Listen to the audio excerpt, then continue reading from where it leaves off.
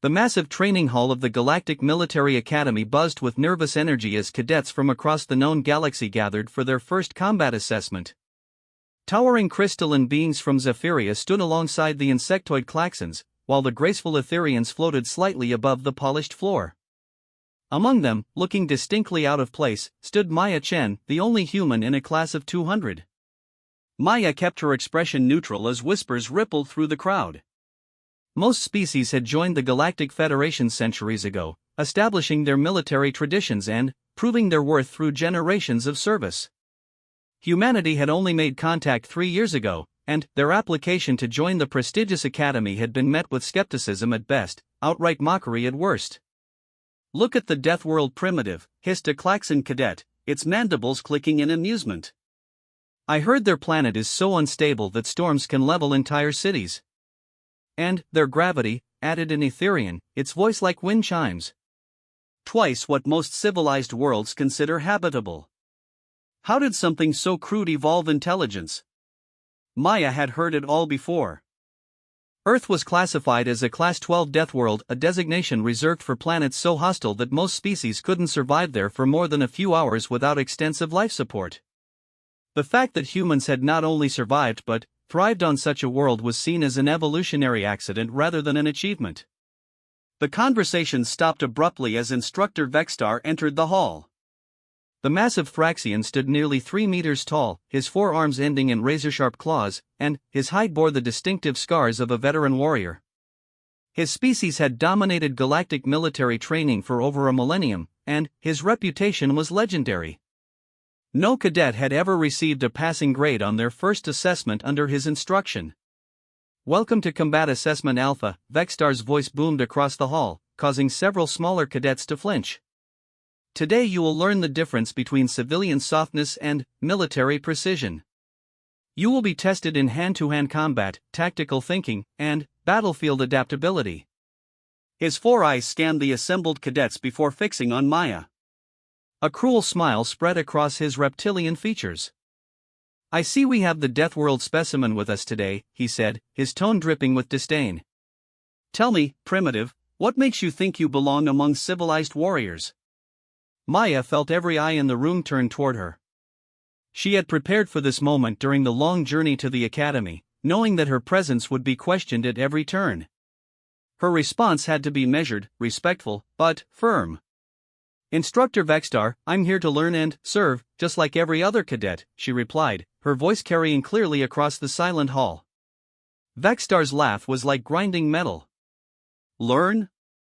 You're centuries behind the rest of these cadets in terms of evolution and civilization. Your species still engages in primitive warfare with chemical explosives and kinetic weapons." "We use the tools that work, sir," Maya responded.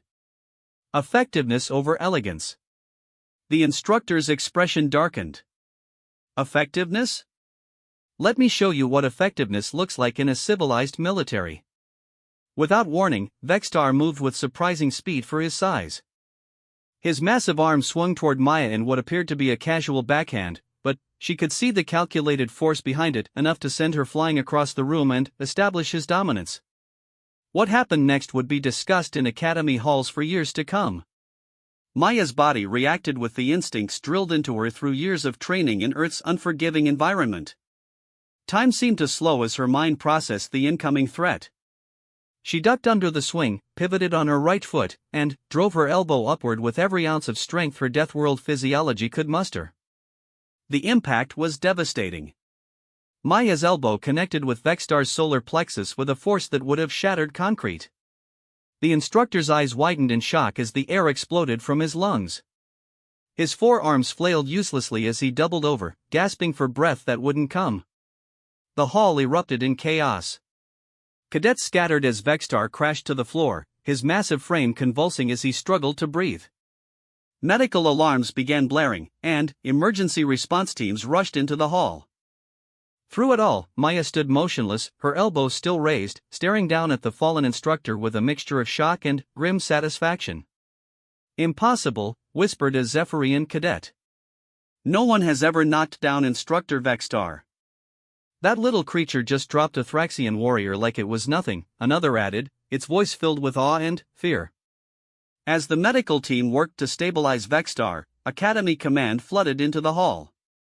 General Kordak, the Academy's commandant, pushed through the crowd of cadets and medics.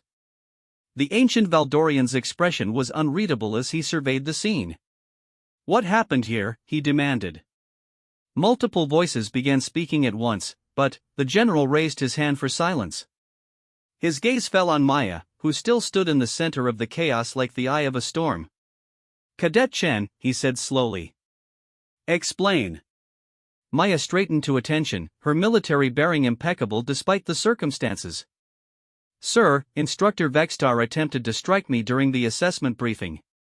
I defended myself according to standard military protocol." "You defended yourself," General Kordak repeated, his tone neutral. "Against a Thraxian combat instructor." "Yes, sir." The general looked down at Vexstar, who was now conscious but still struggling to catch his breath. The instructor's pride appeared more damaged than his body, though the massive bruise forming on his torso suggested the physical injury was significant. "Instructor Vexstar," the general addressed the fallen warrior. "Is this cadet's account accurate?" Vexstar's response came in wheezing gasps. The primitive, it moved too fast. No warning. No technique. Just brutal force." "I see." General Kordak turned back to Maya. "Cadet Chen, you've just accomplished something that no student in this academy's 800-year history has achieved.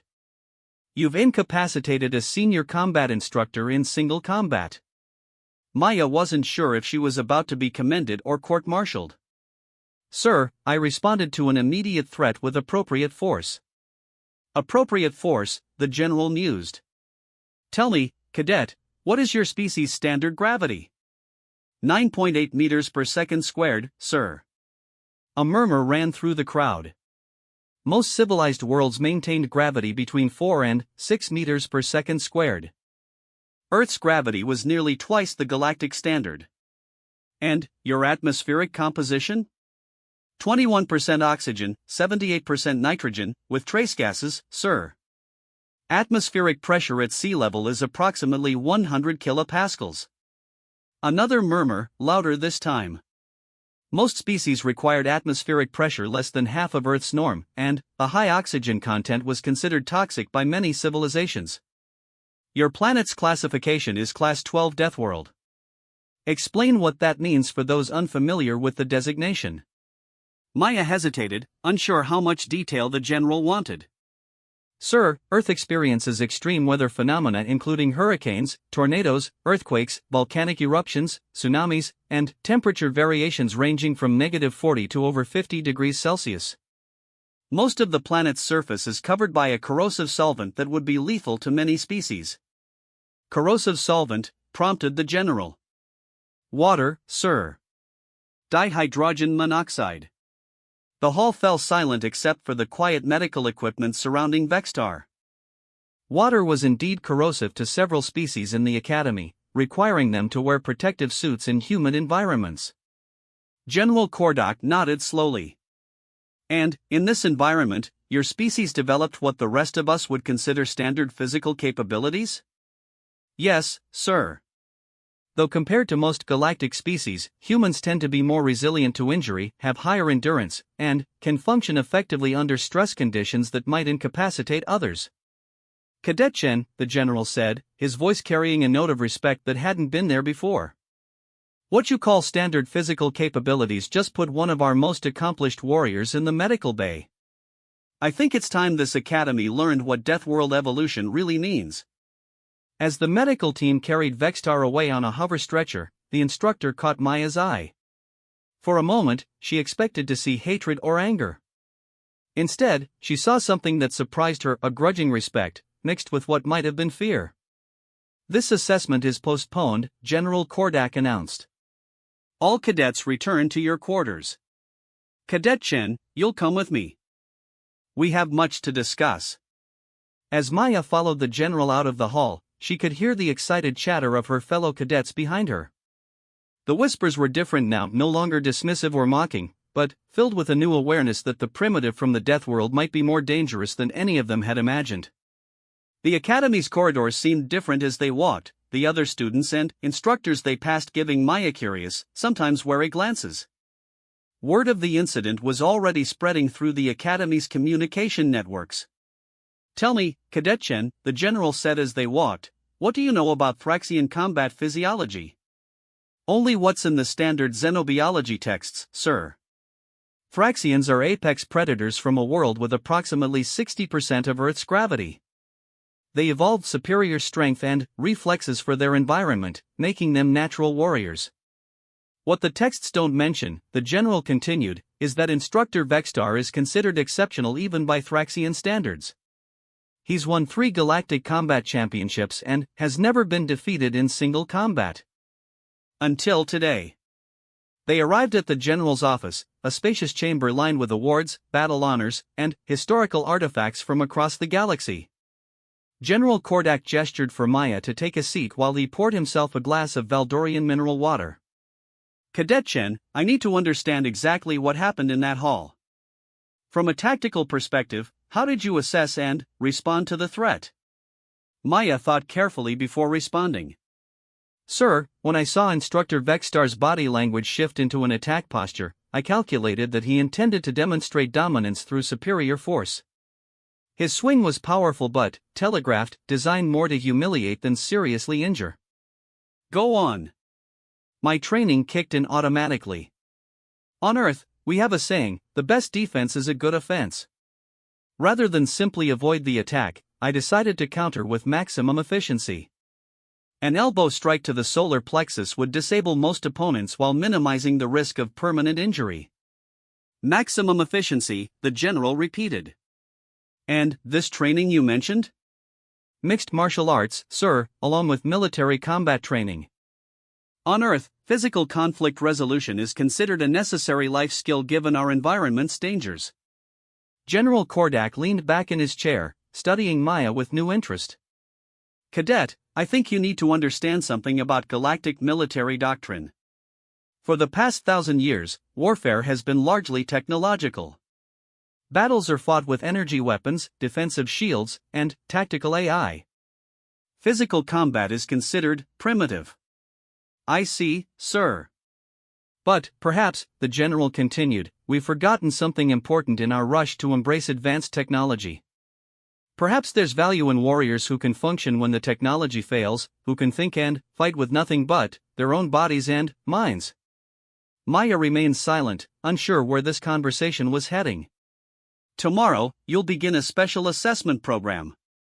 Instead of the standard academy curriculum, you'll be working directly with my combat analysis team.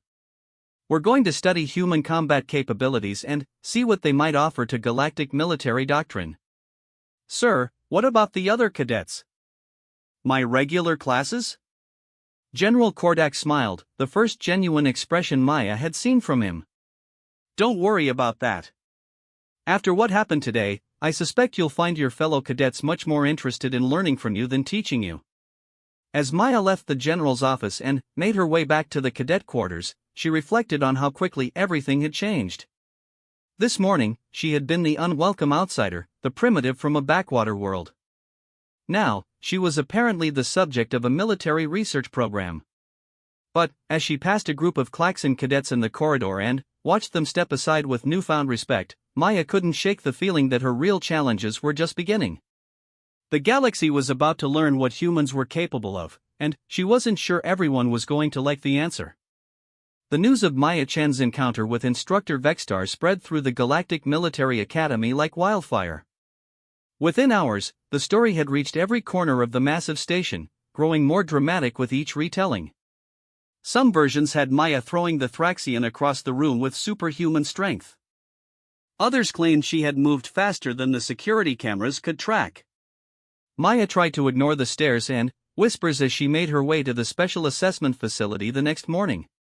The reality was simpler and more concerning than the wild rumors suggested. She had reacted instinctively to a perceived threat, using techniques that were considered basic self-defense on Earth but apparently devastatingly effective against species that had evolved in gentler environments. The assessment facility was located in a restricted section of the academy that Maya had never seen before. Dr. Nira Voss, the head of the Combat Analysis Division, greeted her at the entrance. The Altarian scientist was tall and elegant, with the distinctive silver skin and large eyes of her species. "Cadet Chen, welcome to the Advanced Combat Research Lab," Dr. Voss said, her voice carrying the melodic quality typical of Altarians. "I hope you're ready for an intensive few days. We have a lot to learn about Deathworld combat evolution." The lab was unlike anything Maya had expected. Instead of the sterile medical facility she had imagined, she found herself in a sophisticated combat simulation center with holographic training scenarios, advanced motion capture equipment, and what appeared to be an arsenal of weapons from across the galaxy. "Before we begin the physical assessments," Dr. Voss explained, "I'd like to understand your species' approach to combat training. Can you describe a typical training regimen for a human warrior?" Maya thought about her own background growing up in the Pacific Northwest, where outdoor survival skills were considered essential education. On Earth, combat training usually begins in childhood through organized sports and physical education. Most humans learn basic hand-to-hand combat in school, along with team tactics and individual survival skills. Fascinating. And this is considered normal education? Yes, ma'am. Given our planet's environmental hazards, physical resilience and quick thinking under pressure are survival necessities. Dr. Voss made notes on her datapad. "I've reviewed the footage from yesterday's incident. Your response time from threat assessment to counterattack was approximately 0.3 seconds. That's faster than most species' neural processing speed. That seems normal for a human, ma'am." In dangerous situations, overthinking can get you killed. Indeed. Now, I'd like to run some baseline tests to understand your physical capabilities compared to galactic norms. Nothing dangerous, just strength, speed, and endurance measurements. The next several hours were unlike anything Maya had experienced. The tests revealed capabilities that she had always taken for granted but that apparently marked humans as physical anomalies in galactic terms. Her grip strength was nearly 3 times the average for species her size. Her cardiovascular endurance allowed her to maintain peak performance long after most aliens would have collapsed from exhaustion. Her reaction speed and hand-eye coordination scored in ranges that the testing equipment had apparently never recorded before. "These results are remarkable," Dr. Voss said as they reviewed the data. "According to our models, a being with your physical specifications should require mechanical augmentation to achieve these performance levels." "We're not enhanced, ma'am. This is just how humans are built. That's exactly what makes it so extraordinary. Your species evolved these capabilities naturally in response to environmental pressure." The next test involved combat scenarios. Maya was placed in a holographic simulation designed to replicate various tactical situations. The first scenario was a standard academy exercise that most cadets completed in approximately 15 minutes. Maya finished it in 4. "How?" Dr. Voss asked, studying the replay footage. "The tactical computer didn't anticipate any of your movement patterns. I improvised," Maya explained. "The simulation assumed I would follow standard tactical doctrine, advance carefully, establish defensive positions, neutralize threats systematically. But the fastest way to win was to move aggressively and use environmental advantages." Environmental advantages? Maya pointed to the holographic terrain. The simulation included these fallen rocks for defensive cover, but they're also perfect stepping stones to gain elevation advantage. "And this narrow passage that the program wanted me to avoid? It's actually a choke point where enemy numbers don't matter. You're treating the environment as a weapon. Everything is a weapon if you think about it right, ma'am." Dr. Voss exchanged glances with her research team. "Cadet Chen, I think we need to expand these tests. I want to see how you perform against multiple opponents." The next simulation placed Maya in a large arena against 5 holographic enemies of various species, a scenario designed for advanced cadets working as a team. The enemies were programmed with the combat patterns and capabilities of real galactic military forces. Maya studied the arena for 30 seconds before the simulation began, noting the placement of obstacles, the lighting conditions, and the approach vectors her enemies would likely use. When the simulation started, chaos erupted. Maya didn't fight like any warrior the Academy had ever seen. She moved constantly, never staying in one position long enough for her enemies to coordinate an attack. She used every surface in the arena, walls, ceiling fixtures, scattered equipment to maintain three-dimensional mobility that the more traditionally minded holographic opponents couldn't match. Her tactics were brutally practical. She targeted weak points specific to each species, pressure points that would incapacitate without permanent damage, but with devastating efficiency. When facing the heavily armored Krellian warrior, she didn't try to penetrate its defenses directly. Instead, she maneuvered behind it and attacked the sensitive nerve cluster at the base of its neck that most species didn't even know existed. Against the fast-moving Zephyrian fighter, she used its own speed against it, timing a perfectly placed obstacle that sent the crystalline being crashing into a wall. The impact shattered its protective shell, taking it out of the fight. The entire engagement lasted less than 3 minutes. "Impossible," whispered one of Dr. Voss's research assistants. "She just defeated a squad-level threat as a single combatant." "Run it again," Dr. Voss ordered. Different opponents, different terrain. They ran the simulation 12 more times with increasing difficulty. Maya won every engagement. By the end of the day, word of the testing had reached the highest levels of Academy command. General Kordak arrived with a delegation of senior instructors and military analysts just as Maya was completing a scenario designed for a full platoon of elite troops. "Dr. Voss," the general said as they watched Maya systematically dismantle her opponents, "what exactly are we looking at here?" "Sir, I believe we're witnessing the result of evolutionary pressure that the rest of the galaxy has never experienced. Humans evolved on a world so dangerous that their survival required capabilities that we've only seen in our most advanced combat AI systems." "Are you saying this cadet is naturally programmed for warfare?" "Not programmed, sir, evolved. Her species developed these abilities because anything less would have meant extinction." On the observation deck, several instructors watched in stunned silence as Maya completed the platoon-level scenario with minimal effort. Among them was Instructor Vextar, his torso still heavily bandaged but his pride compelling him to witness the assessment personally. "This changes everything we know about combat doctrine," he said quietly. "Everything we've taught about tactical superiority, technological advantage, strategic planning, none of it matters if the enemy can simply outthink and outfight our forces with nothing but their natural abilities." General Kordak nodded grimly. "The question is, what do we do with this information?" Their discussion was interrupted by an urgent communication from the Academy's command center. Commander Zexhai, the duty officer, appeared on the display with obvious distress. "General, we have an emergency situation developing in the outer system. 3 Academy transport ships carrying returning cadets have been captured by Vorthan raiders. They're demanding ransom and threatening to execute hostages if we attempt a military rescue." The general's expression darkened. The Vorthan Syndicate was a criminal organization that had been plaguing the outer sectors for years. They were known for their ruthlessness and their intimate knowledge of galactic military tactics, knowledge they used to stay one step ahead of law enforcement. "How many hostages?" the general asked.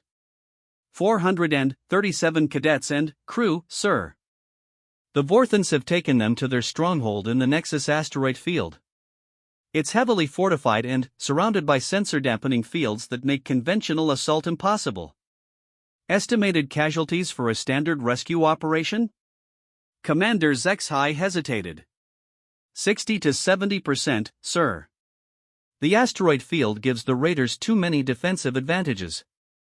Maya watched the conversation from below, her enhanced hearing picking up every word despite the distance. She could see the tactical problem clearly: a heavily defended position with hostages, surrounded by difficult terrain that favored the defenders. It was exactly the kind of scenario that conventional military doctrine struggled with. "Sir," she called up to the observation deck, "request permission to speak."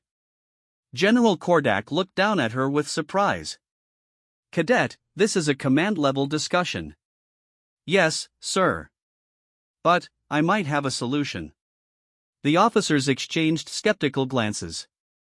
The idea that a first-year cadet could solve a problem that had stumped the Academy's senior tactical staff seemed absurd. "Explain," the general said finally. Maya gestured to the simulation arena around her. The Vorthans are expecting a conventional assault ships, formations, standard military procedure. But what if we don't give them what they're expecting? Continue. Sir, based on the sensor reports, the asteroid field is impassable to large ships but could accommodate small, single-person craft. A small team could infiltrate the field, neutralize the perimeter defenses, and create an opening for the hostages to escape while the raiders are focused on the apparent conventional assault. That's suicide, Instructor Vexstar said flatly. The Vorthans have automated defense systems throughout the field. Any infiltration team would be detected and destroyed before they could reach the stronghold. Maya shook her head. Not if they moved unpredictably and used the environment instead of fighting against it. The defense systems are programmed to track conventional approach patterns. They wouldn't know how to respond to someone who treated the asteroids as stepping stones instead of obstacles. The room fell silent as the implications sank in. Dr. Voss spoke first. General, if Cadet Chen's assessment of human capabilities is accurate, she might actually be able to accomplish what she's describing. You're talking about sending a single cadet against an entire raider stronghold. Sir, Maya interjected, you've seen what I can do in simulation. Give me the chance to do it for real. General Kordak studied her for a long moment. Cadet Chen, even if you could somehow infiltrate the stronghold, how would you extract 400 hostages? I wouldn't need to extract them all, sir. I just need to create enough chaos inside the stronghold to give them the opportunity to extract themselves. Humans aren't the only species capable of courage under fire. The general looked around at his senior staff. The skepticism was obvious, but so was the desperation. Conventional tactics would result in massive casualties, and the Academy couldn't afford to lose 400 of its brightest students. Dr. Voss, in your professional opinion, what are the chances that Cadet Chen could successfully infiltrate the Vorthan stronghold? The scientist consulted her data pad. Based on the physical and cognitive capabilities we've observed, I would estimate a 40% chance of successful infiltration. However, the chances of survival and extraction are considerably lower. And the chances of success with a conventional assault? Less than 5%, sir. Maya stepped forward. General, I volunteer for the mission. Cadet, you understand that this would be a one-way trip. Even if you succeed in freeing the hostages, the chances of your own survival are minimal. Sir, those cadets are my classmates. Some of them probably don't think much of the primitive human, but they're still my fellow warriors. I won't abandon them. General Kordak closed his eyes and took a deep breath. When he opened them, his expression was resolute. Very well, Cadet Chen. You have 12 hours to prepare. Dr. Voss, I want every piece of equipment and intelligence support we can provide. If we're sending her into hell, we're going to give her every advantage we can. As the officers began filing out to make preparations, Instructor Vexstar approached Maya. His expression was difficult to read. Human, he said quietly, you realize that you're about to attempt something that would be considered impossible by every military strategist in the galaxy. Yes, sir. Why? Maya thought about her answer carefully. Sir, on Earth we have a saying, when the only tool you have is a hammer, every problem looks like a nail. Everyone is trying to solve this problem with conventional military tools. But sometimes you need someone who's willing to be the hammer. Vexstar nodded slowly. If you survive this, Cadet, I will personally recommend you for advancement to the Special Operations track. Thank you, sir. But let's focus on making sure those hostages survive first. As Maya left the observation deck to begin her preparations, she couldn't shake the feeling that she was about to change everything, not just for herself, but for how the galaxy viewed humanity's place in the greater galactic community. The next 24 hours would either prove that humans belonged among the stars, or demonstrate that some problems were too big even for Deathworld evolution to solve. Maya stood in the Academy's advanced equipment bay, surrounded by the most sophisticated military hardware the galaxy could provide. Lightweight combat armor designed for maximum mobility, a multi-frequency communication implant, emergency medical nanobots, and a plasma cutter small enough to conceal but powerful enough to breach hull plating. Dr. Voss made final adjustments to the stealth suit's sensor dampening field. This should mask your biosignature from their automated detection systems, but only if you maintain minimal energy output. No unnecessary movement, no elevated heart rate.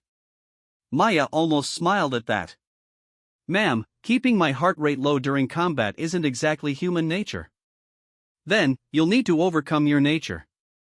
The Vorthans have upgraded their systems since our last intelligence reports. One mistake and you'll be detected instantly. General Kordak entered the bay with Commander Zexhai and a tactical analysis team. The holographic display they carried showed the Nexus asteroid field in detail, a maze of tumbling rock and debris surrounding a heavily fortified space station that the Vorthans had carved from the largest asteroid. Latest intelligence reports confirmed 437 hostages, the general briefed Maya. They're being held in multiple locations throughout the station to prevent a single-point rescue. The Vorthans are demanding 50 million credits and safe passage to the Outer Rim. How long until they start executing hostages? Maya asked. 8 hours, Commander Zexhai replied grimly. They're following their standard protocol, demonstrate seriousness by killing a few, then escalate if demands aren't met. Maya studied the holographic display, memorizing every detail of the asteroid field's layout.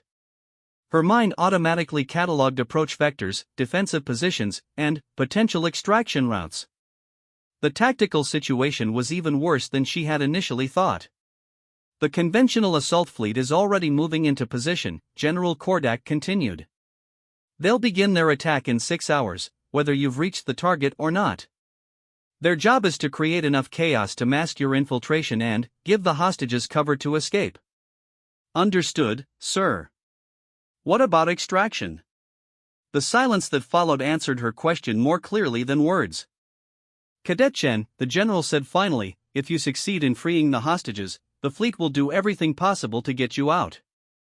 But our primary objective is the rescue of the Academy students. I need you to understand that. Maya nodded. She had already accepted that this was likely a one-way mission. The important thing was making sure her fellow cadets survived to return to their families. 30 minutes later, Maya sat in the cockpit of a modified reconnaissance pod, running through final system checks. The small craft was designed for stealth and speed rather than combat, with sensor dampening fields and a nearly silent propulsion system. Communication check, Dr. Voss's voice crackled through the helmet speakers. Read you clearly, Control. Remember, maintain communication silence once you enter the asteroid field. The Vorthans monitor all frequencies, and even encrypted transmissions could give away your position. Maya initiated the launch sequence. Understood. See you on the other side. The pod launched from the Academy's docking bay with barely perceptible acceleration. Maya felt the familiar tightness in her chest as she left the safety of the station and headed into the void. Behind her, the massive Academy complex dwindled to a point of light among the stars. The journey to the Nexus asteroid field took 3 hours at maximum stealth velocity.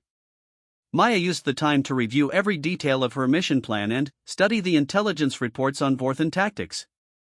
These weren't common criminals, they were military veterans who had turned to piracy, using stolen Academy training to stay ahead of law enforcement.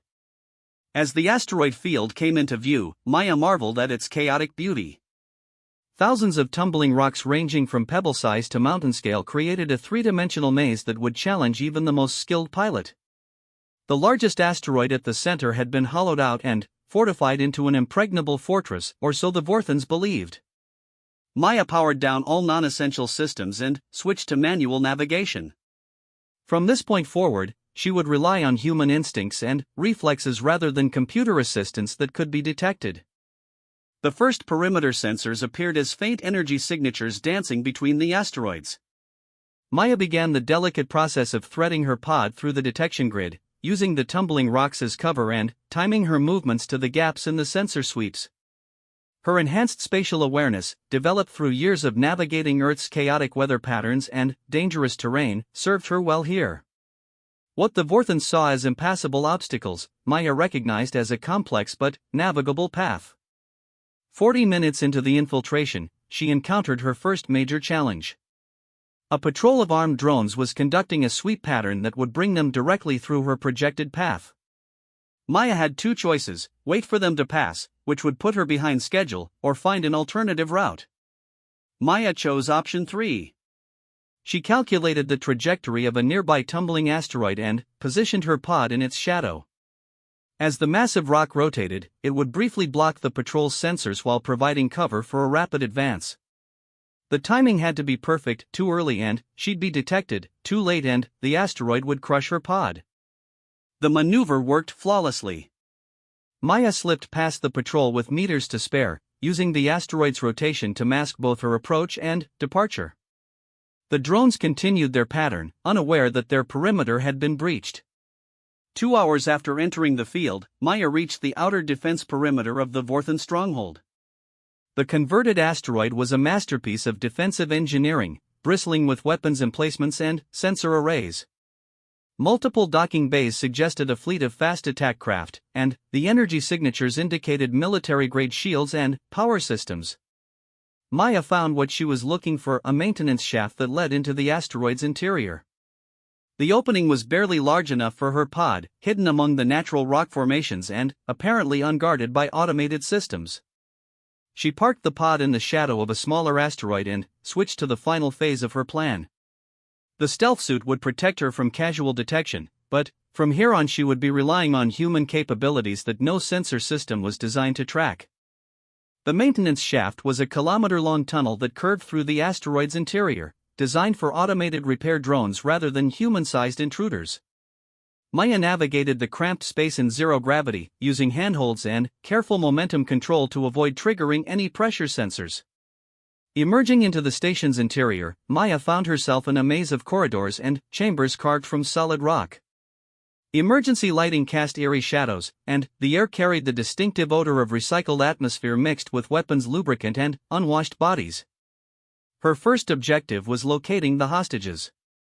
According to intelligence reports, they were being held in multiple groups to prevent coordinated escape attempts. Maya needed to find them all before beginning her assault. Moving through the station's service corridors like a ghost, Maya used her enhanced hearing to track movement and conversation throughout the facility. The Vorthons spoke in their native tongue, but the universal translator in her helmet provided real-time interpretation. "The Academy fleet is 3 hours out," one raider reported. "Commander Drakth wants all weapons systems at full readiness." "What about the hostages?" "Keep them separated and under heavy guard. If the Academy tries anything stupid, we start shooting cadets." Maya memorized the locations as she mapped the station's interior. The largest group of hostages was in the main cargo bay, nearly 200 cadets under the guard of a dozen armed raiders. Smaller groups were scattered through maintenance areas and storage chambers. But it was the conversation from the command center that made her blood run cold. "Forget the ransom," Commander Drakth was saying. "The Academy will never negotiate while they think they can mount a rescue. We execute half the hostages in 1 hour. That should convince them we're serious." Maya's mission parameters had just changed. She no longer had the luxury of waiting for the fleet's diversionary attack. The execution countdown had started, and she was the only thing standing between her fellow cadets and a massacre. Moving with the lethal grace that came from a lifetime of surviving Earth's dangers, Maya began her assault on the Vorthon stronghold. Her first targets were the guards watching the smaller hostage groups, isolated raiders who could be eliminated quietly without alerting the main force. The first guard never knew what hit him. Maya dropped from an overhead maintenance shaft directly behind him, applying a sleeper hold that cut off blood flow to the brain. The Vorthon collapsed unconscious within seconds, and Maya quickly freed the 15 cadets he had been watching. "Who are you?" whispered Cadet Zara, an Etherian from Maya's tactical analysis class. "Maya Chen. We're getting you out of here." The cadets stared at her in shock. The idea that a single student had somehow infiltrated the most secure criminal stronghold in the sector seemed impossible. "How did you?" began another cadet. "No time," Maya interrupted. "Take this guard's weapon and find a defensible position. When the shooting starts, protect yourselves and look for escape opportunities." Maya moved to the next group, then the next, systematically freeing small groups of hostages and arming them with captured weapons. Each liberation increased her confidence while teaching the Vorthans a harsh lesson about human tactical thinking. By the time she reached the main cargo bay, word of the mysterious infiltrator had spread through the station. The Vorthans were conducting security sweeps, trying to find an enemy that moved like smoke and struck like lightning. Maya observed the cargo bay from a ventilation grate overhead. 200 cadets sat in organized groups on the metal floor, surrounded by 12 heavily armed guards. The space was too open for a stealth approach, and too many hostages were at risk for anything subtle. Sometimes, Maya reflected, the direct approach was the best approach. She dropped through the grate into the center of the cargo bay, landing in a crouch between the guards and their prisoners. For a moment, complete silence filled the space as everyone, raider and hostage alike, stared at the impossible sight of a single cadet facing down a dozen professional criminals. "Surrender," Maya said calmly, "and you'll live through this." The Vorthan guards recovered from their shock and raised their weapons. Maya had anticipated this. What happened next would be analyzed by military tactical computers for decades to come. Maya moved with inhuman speed and precision, turning the confined space and multiple opponents to her advantage rather than allowing them to overwhelm her. She used the first raider's own weapon against him, redirecting his aim toward his companion while driving her knee into his solar plexus. As he collapsed, she rolled under the crossfire from 2 more guards and came up behind their position, striking pressure points that dropped them instantly. The remaining guards tried to use the hostages as human shields, but Maya's enhanced spatial awareness allowed her to navigate between them with surgical precision. She took down each raider with techniques designed to incapacitate without risking harm to the cadets around them. The entire engagement lasted less than 60 seconds. "Everyone up!" Maya commanded the stunned hostages. "We're leaving, now." "Maya," came a familiar voice. Cadet Cornine, the klaxon who had mocked her on the first day, stared at her with something approaching religious awe. "You came for us." "Of course I did," Maya replied, distributing weapons to the freed cadets. "We're all in this together." The liberation of the main hostage group triggered the station's emergency protocols. Alarms blared throughout the facility as the remaining Vorthans mobilized to contain what they assumed must be a full-scale military assault. Maya led her growing army of freed cadets through the station's corridors, using her knowledge of the layout to stay ahead of the pursuing raiders. But she knew they were running out of time. Eventually, the Vorthans would corner them, and even 200 Academy cadets couldn't stand against the station's entire defensive force in a prolonged fight. That's when the diversionary attack arrived. The Academy fleet's assault on the station's outer defenses lit up Maya's helmet display with tactical data. Explosions rocked the asteroid as military-grade weapons pounded the external armor plating. "This is our chance," Maya announced to the assembled cadets. "The fleet is keeping their attention focused outside. We move to the docking bays and steal their ships." Leading a charge of liberated students through the station's main corridor, Maya felt a fierce pride in her fellow cadets. Etherians who had never held weapons before were covering klaxon engineers as they hacked security systems. Zephyrian nobles were working alongside common-born humans to clear blocked passages. The docking bay was heavily defended, but the Vorthans had positioned most of their forces to repel the external attack. Maya's unconventional assault from the interior caught them completely off guard. The battle for the docking bay was brief but intense. Maya coordinated the attack with the tactical brilliance of a seasoned commander, using each cadet's species-specific abilities to maximum advantage. The Etherians provided covering fire while the more physically robust species like Thraxians and humans engaged in close combat. When the smoke cleared, the cadets controlled 6 armed shuttles and a fast courier ship, more than enough to evacuate all the hostages. Maya, called Commander Zexhi's voice through the emergency communication channel, were reading multiple ships launching from the stronghold. "Please confirm your status." "This is Cadet Chen," Maya responded. "Mission accomplished. All hostages are safe and evacuating the station." The silence that followed was broken by General Kordak's voice.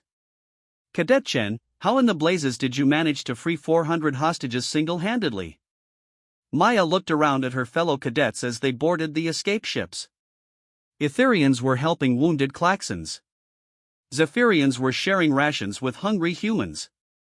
The artificial divisions that had separated them at the academy seemed meaningless now that they had faced danger together. "Sir, I didn't do it single-handedly. I just gave them the opportunity to free themselves." As the last evacuation ship cleared the asteroid field and joined the Academy fleet, Maya finally allowed herself to relax. The mission that everyone had considered impossible was complete. All 437 hostages were safe, and the Vorthan stronghold had been neutralized as a threat. But, more than that, something fundamental had changed in how the galaxy viewed humanity's role in the galactic community. 6 months later, Maya stood in the Academy's main auditorium as General Kordak addressed the graduating class. She wore the insignia of a Special Operations Cadet, a program that had been created specifically to train humans and other Deathworld species in advanced combat techniques. "Today marks the beginning of a new era in galactic military doctrine," the general announced. "We have learned that survival often depends not on the most advanced technology or the most sophisticated strategies, but on warriors who can adapt, improvise, and overcome impossible odds." In the audience, Instructor Vextar nodded approvingly. His recovery from their initial encounter had been complete, and he had become one of the most vocal advocates for integrating human combat techniques into the Academy curriculum. Maya's fellow cadets, the same ones who had once whispered about the Deathworld primitive, now looked to her with respect earned through shared danger and mutual sacrifice. The bonds forged during the Vorthan rescue had transformed a collection of individual species into a unified military force.